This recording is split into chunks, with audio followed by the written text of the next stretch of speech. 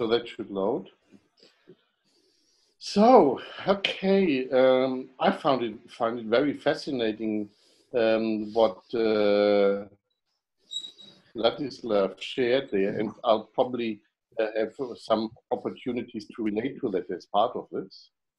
So maybe I should first let me just see how that works.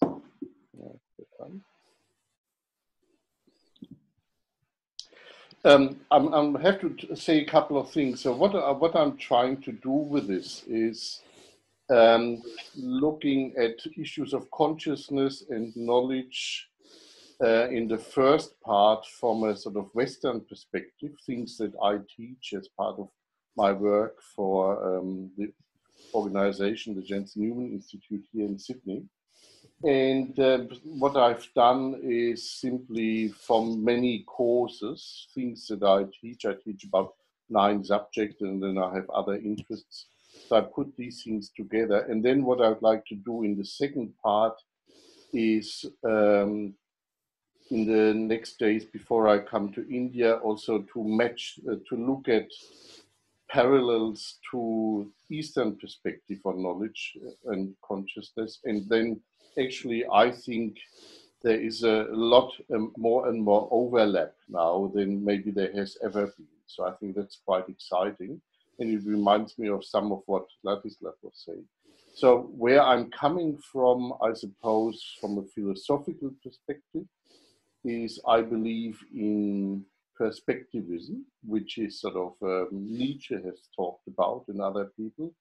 And it's a way of making sense of many different experiences, or making sense of the world from different lenses, different perspectives.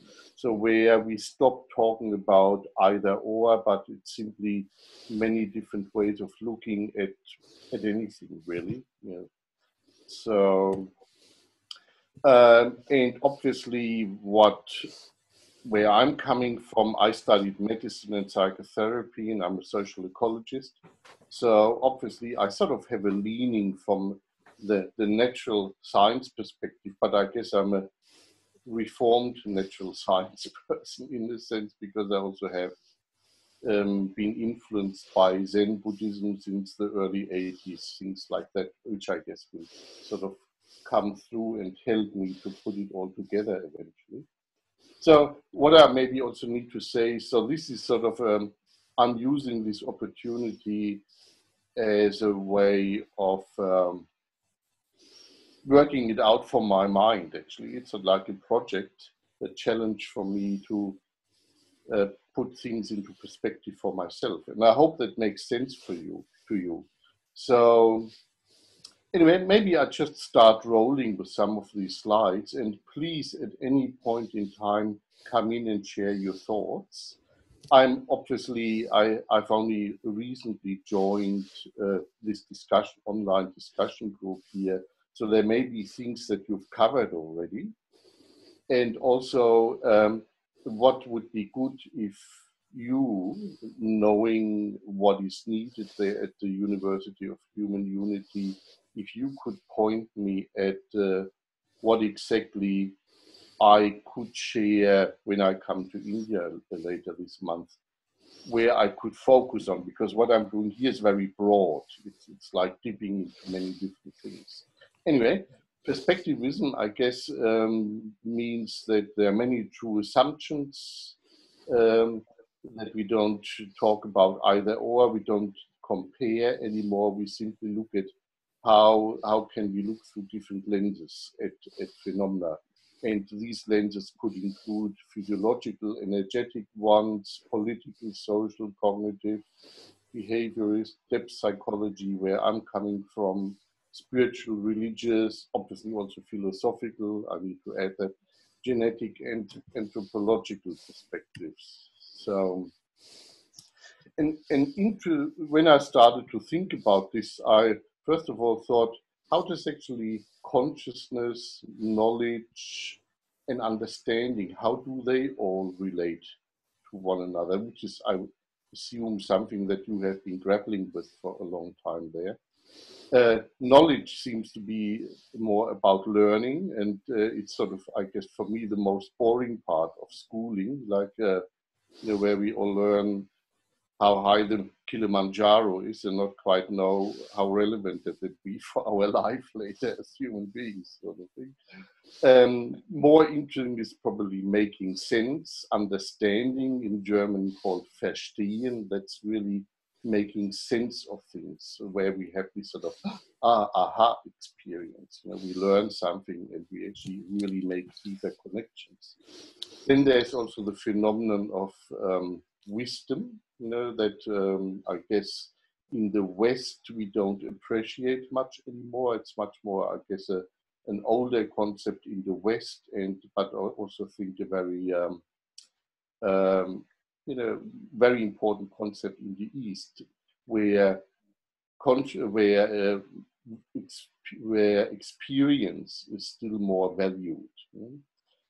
Sadly, in Europe, lots of very experienced people sit in the nursing home waiting for their death instead of their experience and wisdom being used for the purpose of society. I don't know whether you agree with that, but that's certainly one of the things that makes me sad about Western societies, including Australia here. And then consciousness. Now, what is actually consciousness? And I was thinking about what can I put in brackets there, and I think it's actually where something is applied. And I think I need to maybe give you an idea what I mean with that by using it in connection with the concept that we use in depth psychology and psychotherapy called transference. Transference is essentially the same as projection, but it's projection when it's used in a relationship between a therapist and a client. And some of you may have heard that term. So we, for example, if I apply all of this to transference, we can obviously read something about transference. We can read clever articles by clever people and say, oh, yeah, that sounds fine. But not everybody may necessarily understand it. Some people actually struggle with understanding the concept. And most of psychology doesn't understand it and doesn't use it. It's really only in depth psychology that is being understood. But then also transference can be experienced. We constantly experience projection if we are aware of how projections work in society. And that's when we, through the experience, we then can apply the concept. And so from a psychotherapist's perspective, we need a lot of experience in group therapy, in individual therapy, in the training program, to be able to not only know theoretically what transference is, how it works, but also that we actually can see it happening and work with it, see it in action and hold ourselves in psychological distress, let's say, with a distressed client. Can you see the difference, I think, so between actually knowing what it is in theory and really being able to have it as an applied ability, in a therapist's life. So, and I guess I would find it interesting to look at many phenomena, probably in the relational world, as part of my work, always looking through these four lenses: knowledge, understanding, wisdom, and consciousness. Anyway, and just moving on from here, mind and body are obviously both instruments of consciousness, and some people say it's also infused in nature. Oops, what happened there? We don't have to talk really about definition much here. You also all know about it. Many people have obviously different ideas. That's where the notion of social construction comes in. However, what Ladislav just shared only 10 minutes ago, I'm not a believer in social construction by itself. I also think things get constructed by God. So it's a God, a heavenly construction, maybe to use a term that you've used. And when I did my master's degree and my PhD, which was in the sort of late 80s and late 90s and early 2000s, I had to sort of constantly talk about postmodernism. It was sort of pressed into our conscious and half conscious that the world, everything is socially constructed. I always struggled with it, I guess, having a sort of an Eastern leaning and more philosophical perspective. I thought, oops. Anyway, but there's certainly a social construction as well as a heavenly construction, and we need to look at how they relate to each other, so to speak. Anyway, so there's a guy called William James, so he sees consciousness as a stream of thoughts. René Descartes came up with the idea of reflective consciousness or self-awareness. Interestingly, he's the one, obviously, who sort of developed the idea of either or the notion of thinking, which makes sense. Obviously, this is all about thinking a lot. But he's also the one who sort of very much formulated a black and white worldview in some sense. And I was sort of looking at Jane's work at some stage, and he actually says that the idea of a conscious self-experience is only relatively new and came up after what he calls the Homeric era. Before, people didn't think so much about themselves. That actually resonates with something that you also have said before, Ladislav, about and Bindu as well. I've read at some stage that it's only a very new phenomenon, this idea of individualism, that we put ourselves as individual to the fore. In antiquity and even much later, it was the artwork that counted, not the artist. And the artwork was actually seen as something that was right-handed down from God. So the artist was the mediator that created the art from the heavens, so to speak. And nobody talked much about the artists. The artists weren't important. The artwork was important. And it's only the idea of individualism that we have now, where people jump around on stage and celebrate the person as the artist, is actually a rather new phenomenon in a sense. Any comments there, Ladislav? That sort of relates to you very much, doesn't it? Yes, you are right about it, because there are even Mozart, how he was treated by the church. It was really, or by the kings and by all these important people. You might have seen Amadeus, the film about his life. There is a film about his life, Amadeus, or Beethoven's life. The artist was really not important. Yeah. So if it goes for the performer, they were treated like racehorses. Even the composers in the Orlando di Lasso, in the periods before Bach, they were on the different chords. They were treated like that.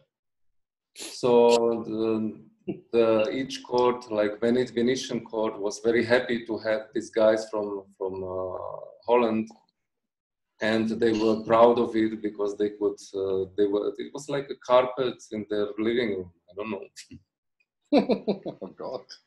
Wow. Yeah. Well, thanks. Well, now it is not different. Yeah. Sorry. Yeah, tell me. No. It's good to hear a bit more about that. So to have that confirmed. So yeah. I wanted to put a comment in. Yeah, please. Of course. In the presentations that I've been making, I've pointed out that this individualistic thinking can be seen very clearly in philosophy from about the 17th century. It's not particularly post-Homeric, I don't think, because we don't see that that kind of focus in Athens at the time of Plato. We don't see it very much in the Roman period. Even in medieval philosophy, we don't find that emphasis on the individual. It really starts around 1650, 1700, 1750 with the so-called Enlightenment. Yeah, yeah.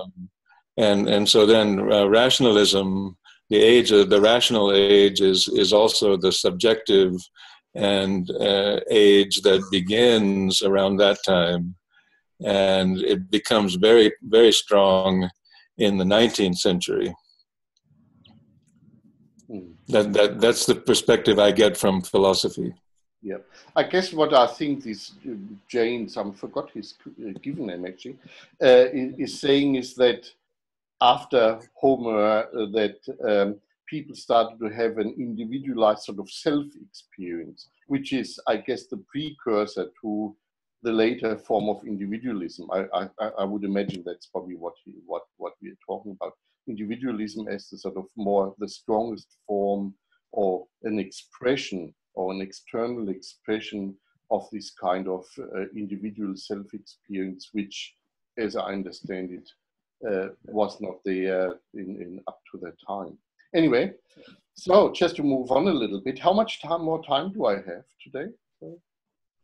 Well, it's difficult to say. If you just go ahead for... Yeah, I'll just go ahead, and we can always stop and continue and carry that over to the next time.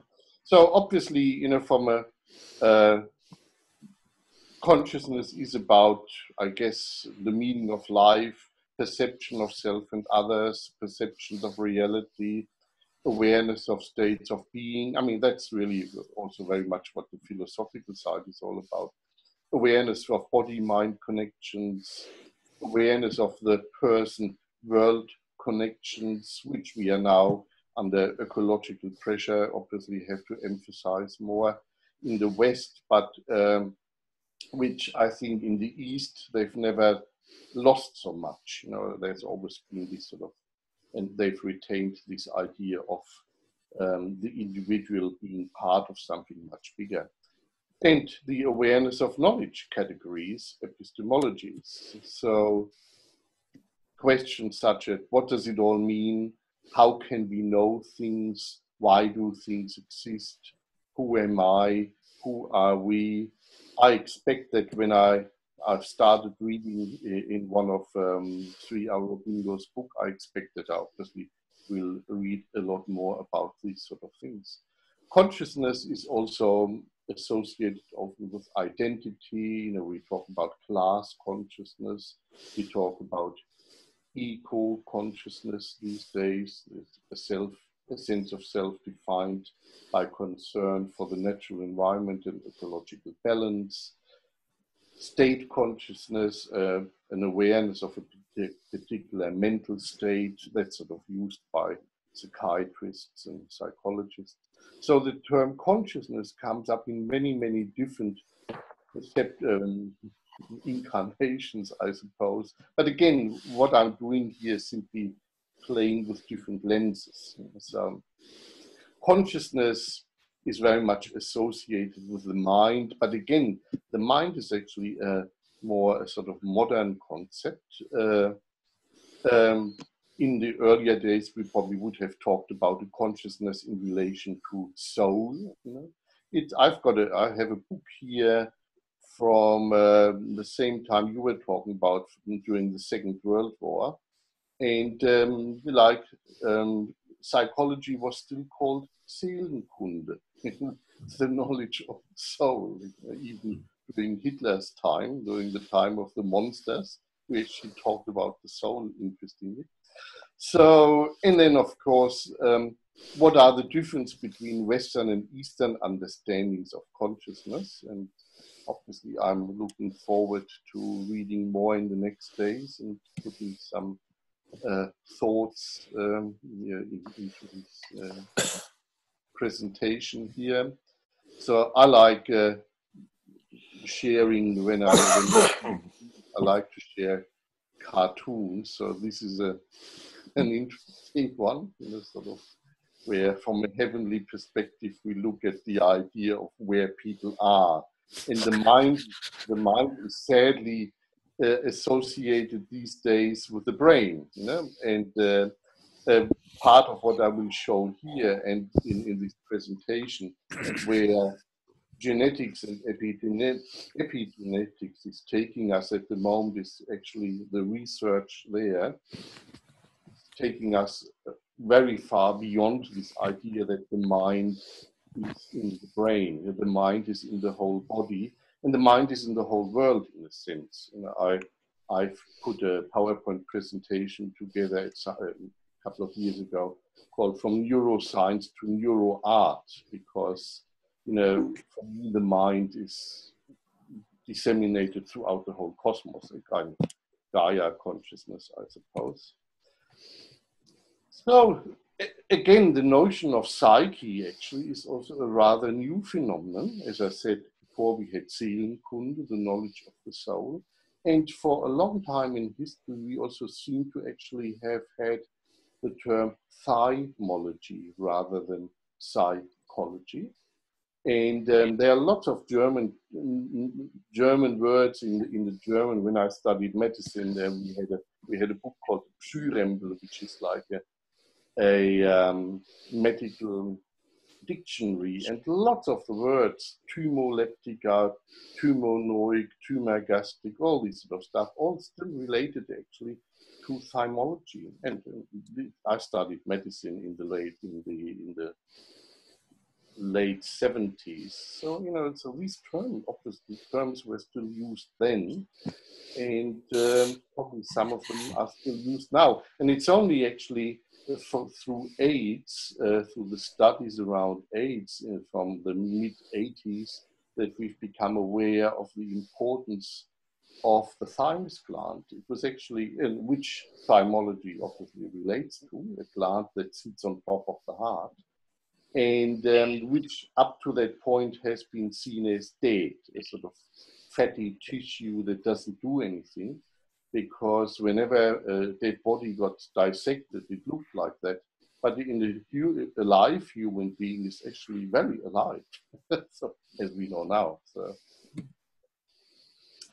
So then from there, we could, when we talk about consciousness from a perspective of, it was mentioned here, typically Freud's view of the conscious mind, the ego, the unconscious part of the mind, the subconscious, the unconscious, which he also called the the instincts and drives, or the cauldron of seething excitation, as he wrote in one of his texts. And then, of course, we have the superego, which is what we could call the socially constructed conscience now. And conscience is obviously not the same as consciousness. It's quite a sort of aberration of that. Then consciousness very much relates to what we can maybe refer to as self-experiences, the individualistic consciousness that many people have, the so-called ego self. And again, in some countries, in the eastern areas, they much more believe in collectivist consciousness, a group self.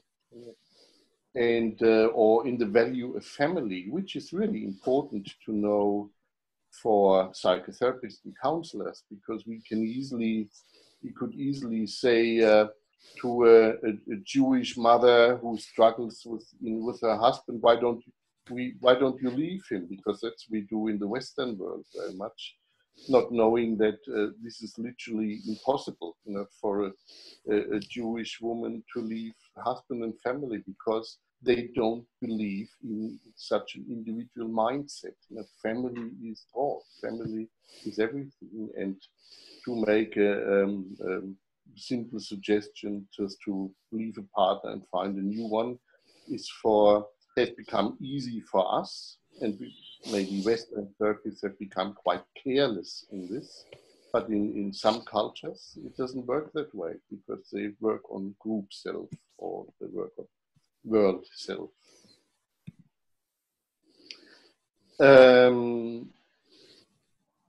So how can we relate to all of these experiences? We can obviously learn and know about these experiences. We can understand them. And again, we can consciously reflect on them. And that's, I guess, where consciousness comes in.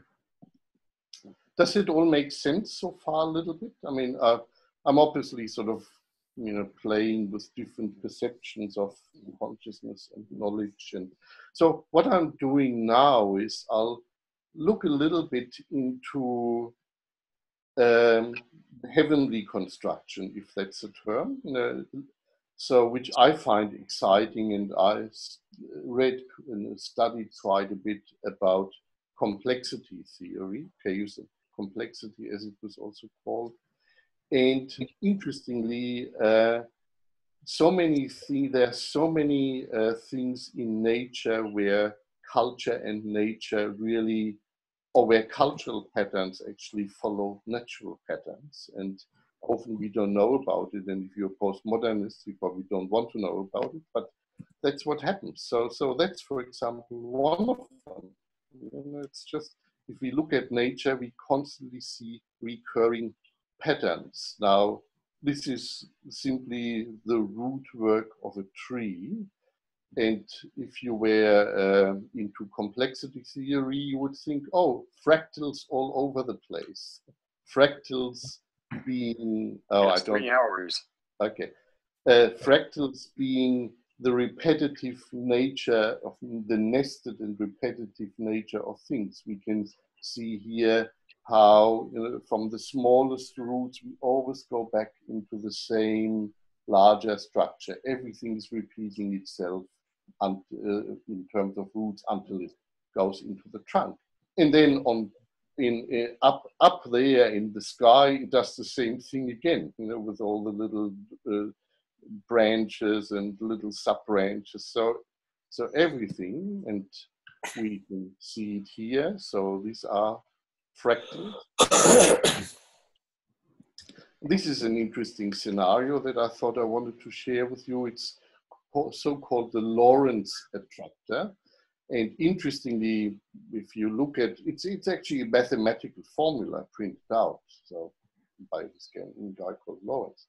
Now, interestingly, what the typical thing is, you have an input, a line that comes from the outside of one of these little round scenarios that goes into the center of the next, works itself like a process to the surface, and then goes back to the other one.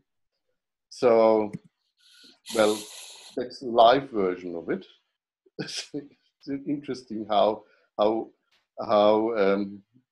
he obviously managed to put the relationship between two galaxies into a mathematical formula. So, and interestingly, also, if I come back to that, we can see that as a model of psychotherapy, or counseling. Two people, the output of one person, the thoughts shared of one person, goes right into the center of the second person in the room, and then that working through the circular lines to the surface could be seen as the kind of, thinking processes where the input then matches the life of the person and leads to an output. So here we have a model of interaction between two human beings, which follows the same Lorentz attractor, which follows the same principle of two galaxies in interaction. I find it quite fascinating. I don't know how you feel about this, but so So that's the heavenly construction, isn't it? And in this type of thinking, they also talk about, and that's a Welsh word. I'm not sure that I can pronounce it well. Sinfin. Does anybody know how to pronounce that properly? Anyway, whoever is able to speak Welsh. It's a word that actually, it's a word that says a place of our multiple belongings. Again, from a complexity perspective, it shows that we've left linearity behind. We are now in complexity land, where most of psychology is actually still in linearity country. But so we live in multiple worlds everywhere at the same time, and and we live in the family. We have a work environment. We meet here. We do all sorts of things all at the same time. And some people, again, the postmodern people, believe that in every context we would behave radically differently. So in the family, we adapt to the family environment, and we behave radically different from how we behave at work. Now, from a depth psychology perspective, that doesn't make any sense. We actually see a lot of how, again, patterns, emotional patterns once formed and learned are repeated all over the place. So yeah, yes, we may adapt to a work environment, but yet we are still the same person, and that underlying beingness that is us probably will want to change the world environment, to make it more, create more resonance with us as who we are. So yeah, it's an interesting framework anyway, and it sort of shows in terms of knowledge and understandings, go from the simple, the known, to the complicated, to the knowable, where cause and effect are separated over time and space, to the complex, the knowable in retrospect, and to chaos, to the not knowable, for example, the stock market crashes. Well, it's not quite sure. I think we can actually know some of them quite well. So we are probably heading towards one now. And chaotic consciousness, if that's a good term, it's probably not so much a good term at the moment, is it's also happening in therapy. It's virtually a place of all and no structure, but therapy is many different things to many different people. So you have the behaviorists who actually write therapy manuals that's pretty much say, now smile, now ask the person how she is, now not. That's, I mean, I'm exaggerating maybe a little bit. So where psychotherapy, this type of therapy, if we can even call it that way, it has become completely manualized, and the therapist has become what the Germans call eine sprechende Attrappe. I don't know how you. It's a term we've used a lot, haven't we? So it's a speaking cardboard thing, sort of like, where the person is not there anymore. In that type of therapy that I'm talking about here, it's there is an all and no structure. We're entering into a relationship where we don't know what's going to happen. We might say one sentence, and we've triggered something rather vast in the person's emotions, in the person's soul, and he jumps up and runs out of the door and slams it, and will never be seen again. And which we often then refer to as an empathic error, and hopefully it can be fixed, can bring the person back into the therapy room to make sense of what happened. So, that's not the case, but it can be like that. So it's not uncommon. So then there's something called quantum consciousness. It's not something that I've been looking lately in it. I've read only small bits and pieces. It's presumed to emerge from complex neuronal computation. It's supposed to have arisen during biological evolution as an adaptation of living systems. So it's maybe similar to complexity consciousness, but it has a sort of, definitely a sort of neuroscience flavor to it. And but consciousness is more like music than computation. So I found it quite interesting from that perspective. So there seems to be, amidst all the neuronal firings, maybe that's something interesting for you, Ladislav, I don't know.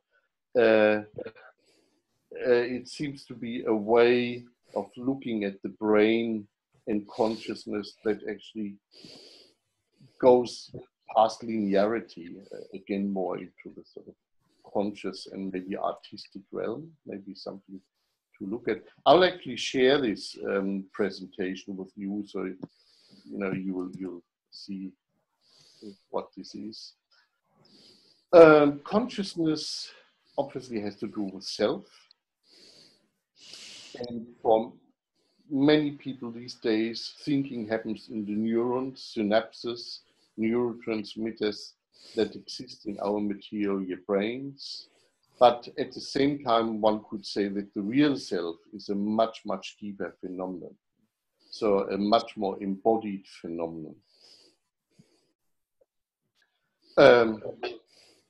We can talk about the social construction of consciousness. I mentioned that already, but I also find it a very limited concept. So I like that, as I said before, that sort of play between the socially constructed aspects and sort of heavenly constructed aspects. Interestingly, I think what we're more looking at from a social construction perspective is how we learn to make sense of things. So there is the way God has created the world, if I may use a Christian perspective, or nature, or whatever, whoever God is here. I'm unclear about that. But there's certainly nature as it is far beyond what human beings can make sense of it. That makes sense. Yeah, could I interrupt a little for a second? We are going beyond our time. Not sure. Yeah, so I would like to kind of confirm with others and to figure out how we would continue with this and the next presentation. So just a moment, it will take a moment and then we can... Absolutely. Yes, so usually it is 1.5 hours what we have. Sometimes it can be a little over time, but not too much. And we can, this is very dense and there are so many postulates here of different directions of thinking and how they all correspond to one consciousness of ourselves here is really something interesting to overview and to use this language, by the way, for us to be able to distinguish different ideas, different concepts. This we would do definitely, and I think this presentation would be the kind of the entry point for many other ways of thinking and discussing what is consciousness in general, and especially that applied aspect which you underlined in your presentation of consciousness as applied consciousness. Yes. But for now, how do we feel? What shall we do? Please tell me, what do you think? We are over time. Shall we stop here or shall we continue for a while? And if continue for how long? Look, it's I'm not sure. I don't have the figure here. This one has at the moment about 50 slides. It may be, this may be 30 something. But look, I think it's far beyond what we can do today. So I think we probably should, roll it over to our next session. All right. I think it's not bad because I would like to again review this, what you said. There are so many things which are already, how to say, needed to be reviewed. And I would like also to stop on some of your slides and to go deeper into them. Maybe we will do it later, or we will choose the way to do it. I do not know how others feel. Rod, what do you think? Yeah, there are many possible branches of development from this structure. Many things to be expanded and clarified, and that's the good thing about having some time together where we explore more the relationships between different systems of understanding. So this is just a beginning of a possibility that's quite extensive. I was wondering about next week. Did we decide on Friday or Saturday? What are we doing next week? Right. Also this, we have to decide because you're starting the presentations already next week, yes? And in that sense, Saturday will be occupied. So yeah, Saturday will be occupied next week. Shall we shift it to Friday? Is it a good idea? What do you think? What time would that be? Was something similar or something different? Rod will be already in India, so we can shift closer to more suitable time for everyone, to Indian time. I'm around the weekend. I'm quite flexible. All I have to do here is I have to run together with other people an open day at our organization. So I'll be back here probably at around 6 o'clock on Saturday from work in Sydney. I live on the Central Coast, a bit further away. So yeah, any time, let's say after, for me, 7 in the evening, Saturday would be fine. So Saturday is well, what does it mean? We're talking about Friday. Because you're talking about Friday. Yeah. You're talking about Friday, which becomes Saturday for me then, definitely. Bindu, what is the time right now in India? It is 9:30. It is 9:30 right now. 9:30. 9:30 p.m. In Delhi. In Pondy, it is 9:45. It should be the same. Okay, to be precise, 9:38. Yeah. So yeah, sorry. Maybe you would be better a little bit earlier for you in India, or is this a good time? Because by the time I come back, 8 o'clock suits me fine. So I'm okay, but I think it should suit all of you. So. Friday, yeah. We are talking about Friday. So we could keep the same time maybe on Friday. Okay. Is it suiting you, Werner? Friday, same time? Yeah, that makes it Saturday morning, 1:30 a.m. That's fine. Yeah. Saturday morning, Sunday morning, that's fine. In Sydney, it's 1:30 in the morning. Can you imagine? Oh my God. That's all right. That's Werner is now presenting at 3 o'clock in the night. Yes, it's okay. Right. It's a heroic deed. Yeah, thanks God I have the slides, so that makes it relatively easy. Yeah, but we want to go deeper into these ideas. They are profound, by the way. They are all listed one by one, but they are profound in themselves. They are topics. Yes. Yeah. That's why I'm presenting them here as like a crash course, with the idea that you then tell me which ones to focus on. Then I can go back to my many dozens of presentations and then focus more on particular aspects. So that was like a way of telling you, look, this is what it could look like, and then where do we focus? Right. How much time do you need to finish the slideshow? And probably this, as it is in this crash course way, probably another 45 minutes or something. Mm-hmm.